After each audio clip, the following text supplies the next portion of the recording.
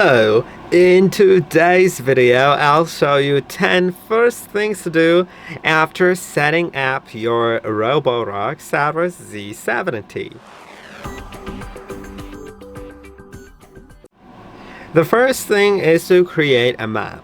I already have it created, but basically you won't have a map shown here, and you'll have a button to create a map that will allow you to make the robot go around the whole apartment and scan the whole area. It takes just about 10 minutes depending on how big your apartment is, and later it shows you the map. It is very helpful to scan before the first cleaning, so you can already start editing the map. Remember that if you want to scan, you should clean the whole area. I mean, not clean, but tidy up. You should remove some obstacles that may block the way of your robot, some cables and stuff like that, and all the things that your robot may get stuck on. It is also advised to be at home for the first scan and the first cleaning as well, to know where the robot may get stuck. It's just best to observe your robot if you're using it for the first time. But if you've used a different robot of this kind in the past, you don't have to. Now, it's great to edit the map afterwards, so that's our second thing. You can go to the map editing button, and then there's lots of things that you can do here. You can divide the divide rooms into different smaller rooms if it recognizes them incorrectly, or if you just want to do a logical division even if it's not really visible. Like if you have just one rectangular room that logically is half of it is living room and half of it is dining room, you can split it so that you can use it as two different rooms. It is helpful for some cleaning settings that you can adjust by room, and also for room cleaning, which allows you to set which rooms to clean. That's an option that's on the main page. On the bottom you can see there's full, room, zone, and routine. I think, yeah, am I right? Yeah, that's right. Besides that, you can also combine rooms. You can remove some rooms. That's especially helpful if it has scanned the terrace, patio, balcony, garden, whatever. If it just scans something that isn't a part of your home and you don't want it to go there, then you can just remove a room, remove an area. You can rename rooms, you can add no-go zones. Everything about that, in detail, is shown in the video on how to edit map. So feel free to check it out. Now, what I'm gonna do is set the floor type. That is pretty important, in my opinion. And you can just click on the room that you'd like to change, and you can set to tile if you have square tiles. But if you have rectangular tiles or wooden floor, then set it to floor horizontal or floor vertical to change the direction of the floor. Or you could set it to others so that the direction doesn't matter. And it is helpful because that way you can set a setting on floor cleaning direction, so that the robot can clean along the floor seams in order to minimize scraping against them. And to do it, go to settings, then go to floor cleaning settings and go to pattern. Now you'll find clean along floor direction.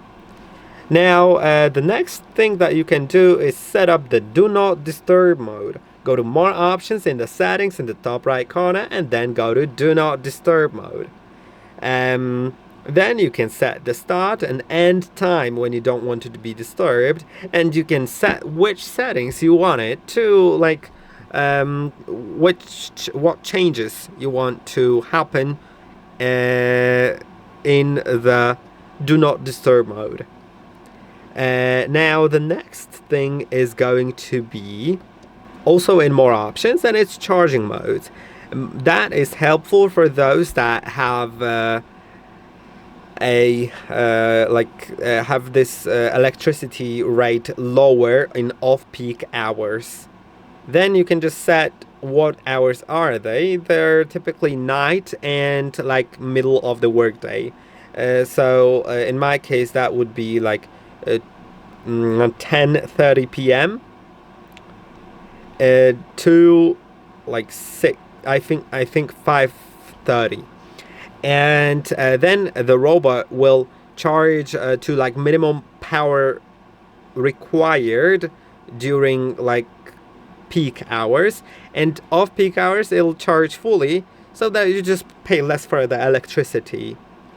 Now the next thing is going to be in the main settings, and it's in dock settings. There's actually quite a few settings, so let's begin with the cleaning solution filling.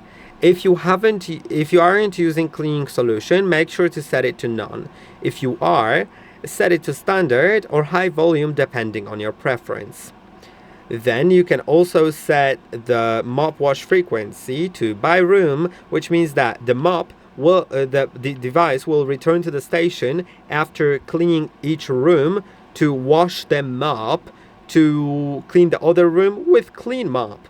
Or you can set it by time and set the frequency to your preferred level depending on what you actually need. Then let's go to drying. You can set the duration, and it depends on your indoor environment. If it's dry, set it to eco. If it's moderately humid, set it to standard. And if it's humid, set it to deep. Then let's go back and let's go to schedules. You can schedule your cleanings to certain times based on your preference. I'll do add schedule, then I'll click on start time. Let's do 7 p.m. Then let's set the repetition to repeat only on weekends, for example, and then you can select which type of task. Then you can begin. If you want to learn more about what like these things mean, you can watch a video on how to start your first cleaning, which is going to be pretty helpful. Now, two last things, which are going to be carpet cleaning settings. Depending on your preference, by default I would recommend enabling vacuum only and enabling carpet boost. I'm not going to explain all of these settings because it's written below them, but I will explain these four. So vacuum only means the robot will go on the carpet, lift the mop pads because it has the ability, and only vacuum so it doesn't wet the carpet. You could also set it to avoid the carpet, so it doesn't go on the carpet, it goes around it. But sometimes it may cause it to block some entrances, and the robot won't be able to access some areas. In that case, you can set it to cross, so it won't vacuum nor mop on a carpet. Or you can set it to vacuum and mop, but that I would only recommend if you don't have any carpets or you have only mats that can be mopped. I'll set it to vacuum only. I think for me it's the best option. And now the last thing, which is a very big feature of this robot. It's robotic arm setting. Make sure that it's enabled, so it should say disable robotic arm. That means that it is enabled. If it says enable, I would recommend clicking on it because the robot can pick up things and in order to clean.